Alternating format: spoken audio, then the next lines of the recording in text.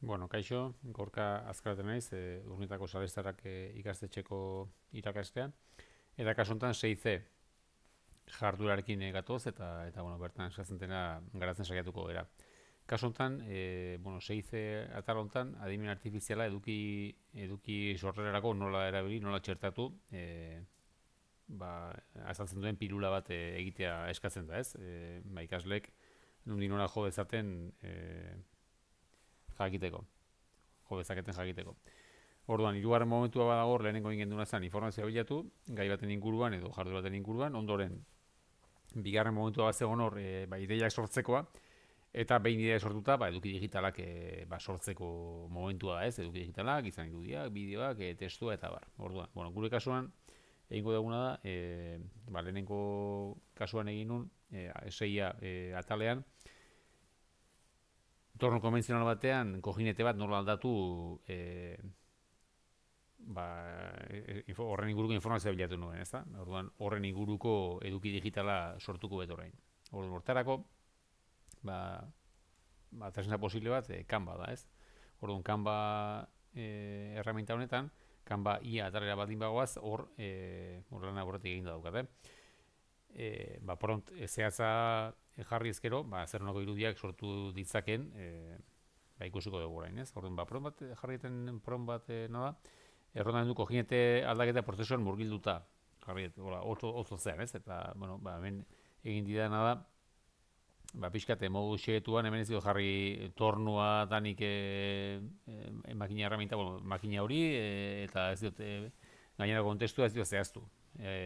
Errodamendu aldaketaren prozesua bakarrik aipatu dut, ez? Eta, bueno, hemen irudiak, xetasun handikoa dira, eta esan nahiko baliagarriak irudiarekin gero, indizako deskarratu, erabili aurkezpenetan, eta bar, bueno.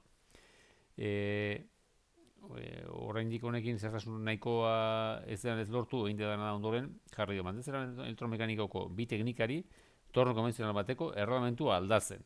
Orduan hemengo irudia oso torno konbentzionala ikusten dugu dagoela eta errodamentua aldatzen bi teknikari. Kasu honetan, egin didana da besterik jarri gabe, gehienetan bi gizonezko daude eta iruditako batean bi emakumezko daude.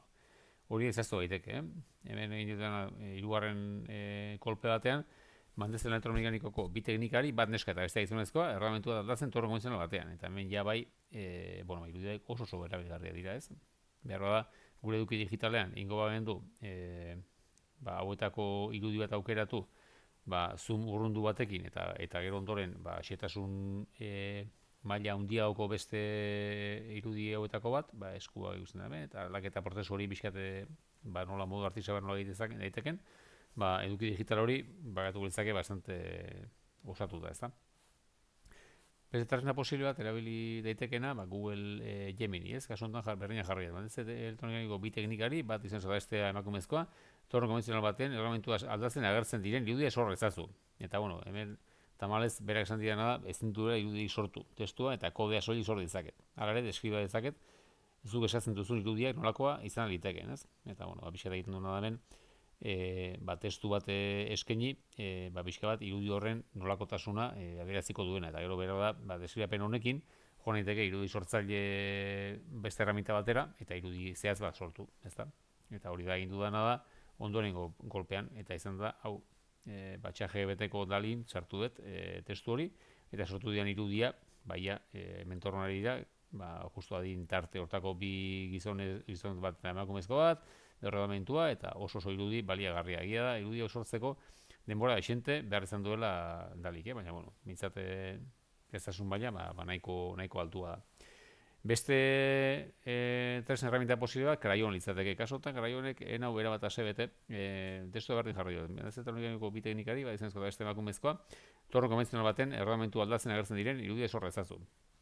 Eta egin dena da, behar egin duena da, bersio, ordaindu gabeko bertsioa izanik bakarrik, irudi bat sortu du, ez dago ez irudia, baina, esan, bestea bezain bestea zebet, besten kasutan, hau ere, eskarratu daiteke, erabili, eta barre, erabili izakegu, eta saia asko, irudi hau, gure eduki digital hori sortzeko prozesu horretan.